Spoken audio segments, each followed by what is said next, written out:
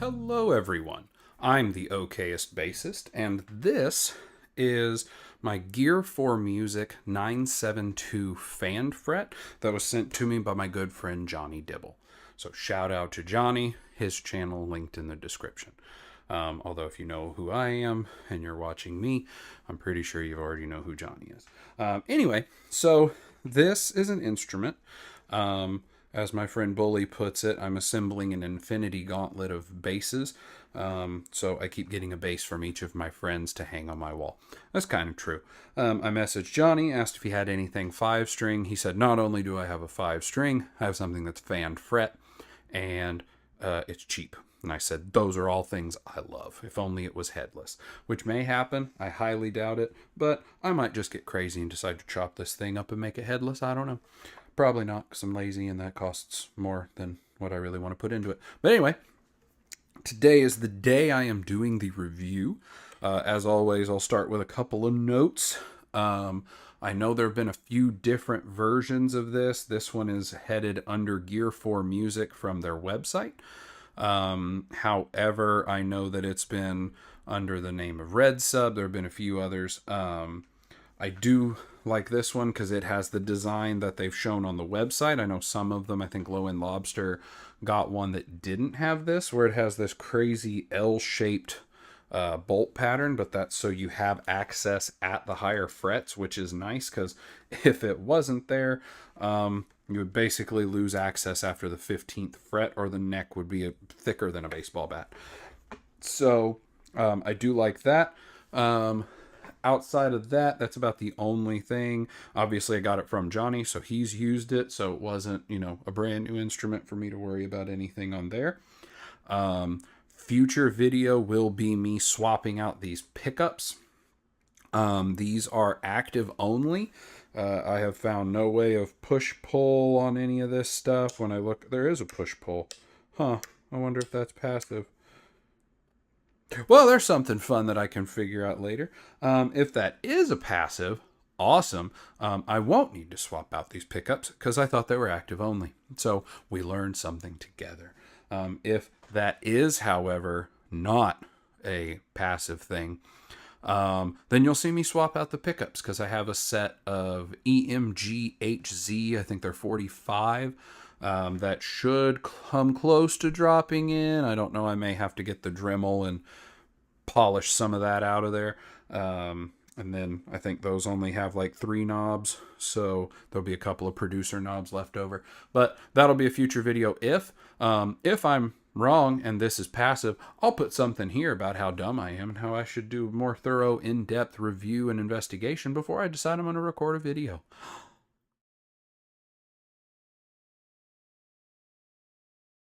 Anyway, so on to the ratings. On playability, 3. This has... The pickup configuration is nice for like where I want to put my fingers. I'd prefer to put them closer to the neck, but the fact that they're angled actually gives me a solid point on which to put my fingers to play, so I don't mind that.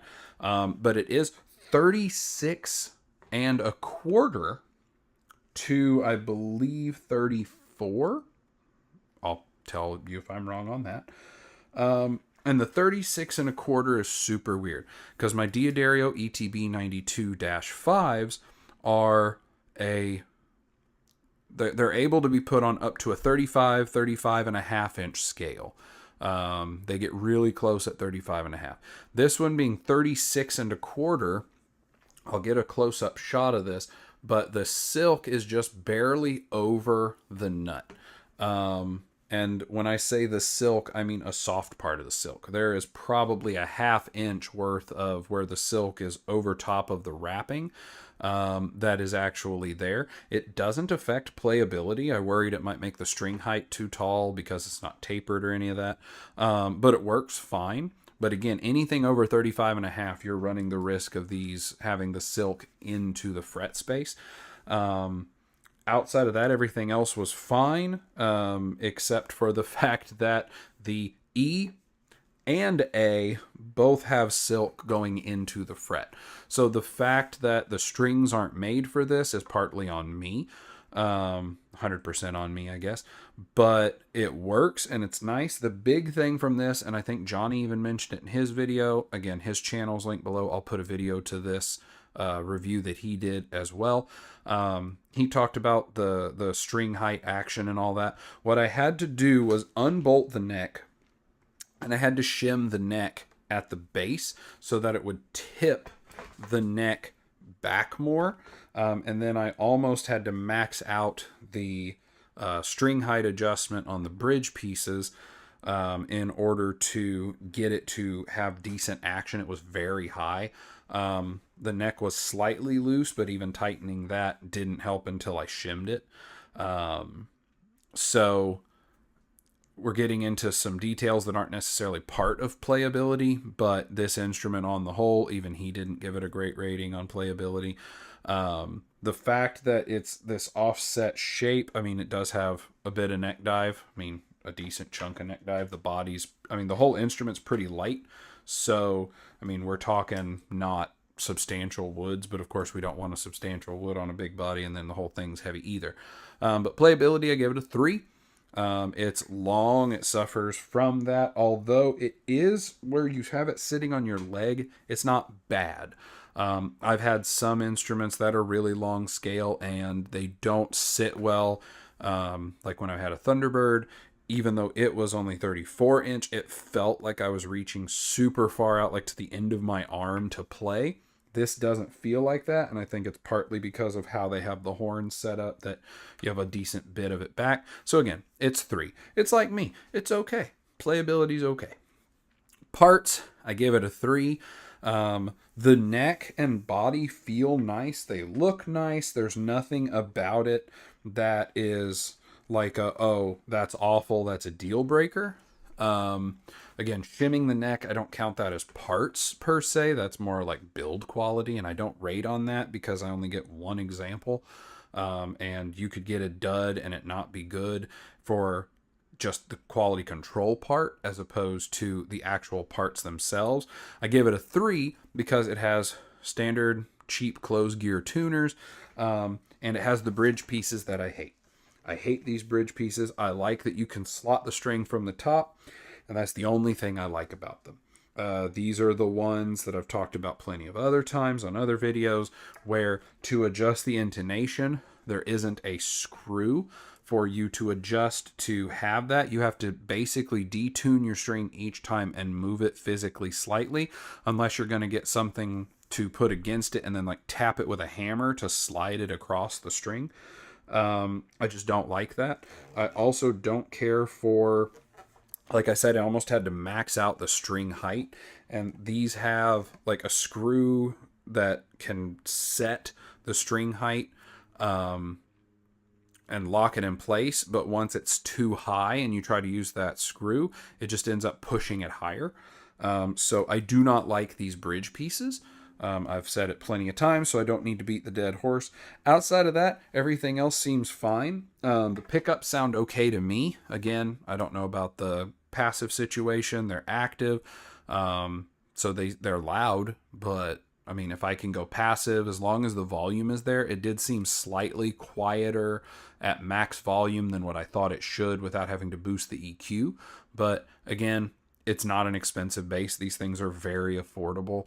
The international shipping is a part, but even then they're still affordable if you're getting, a 36.25 scale length B string on a multi-scale instrument with a neat looking body. I mean, multi-scale alone typically aren't cheap, so it's well worth the price range.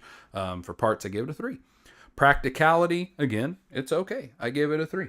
It has the neck dive, so it's obviously not ergonomic, but the body offset isn't terrible. I mean, it's not like the shape is uncomfortable.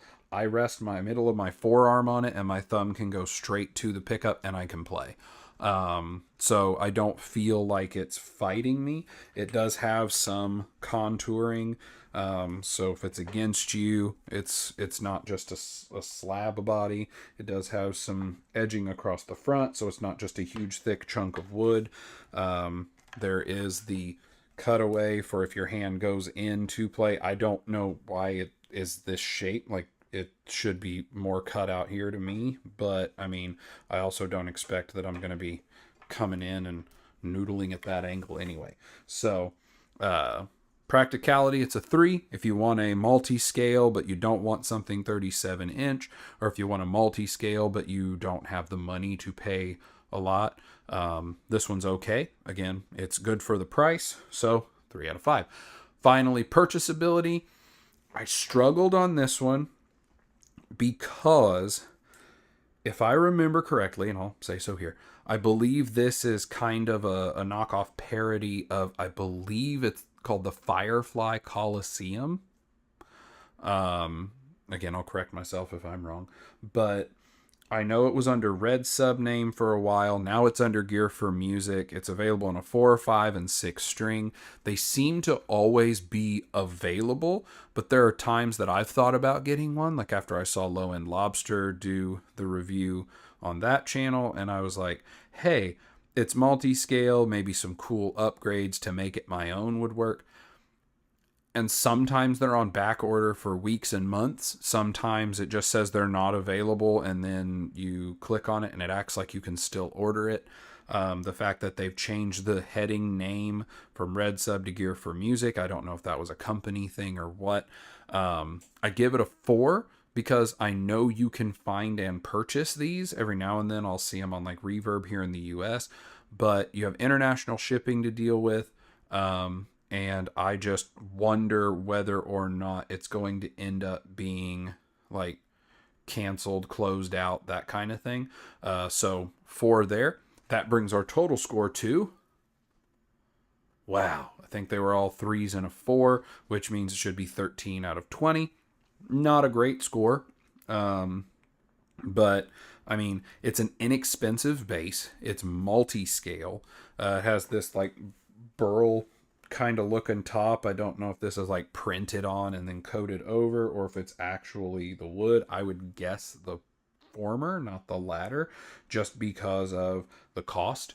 I mean, if you wanted to grab one of these, and again, I hate the tuners, or the bridge. I hate the bridge. The tuners are not bad. They're your standard small set tuners, so you could swap them out for Hipshot ultralights if you wanted. I don't think it would make a difference on the weight too much, because these things are usually not too much different in weight. But I find the tuning stability to be okay. So all in all, 13 out of 20. As always, thanks for watching. Thanks for stopping by. I hope you have a wonderful day.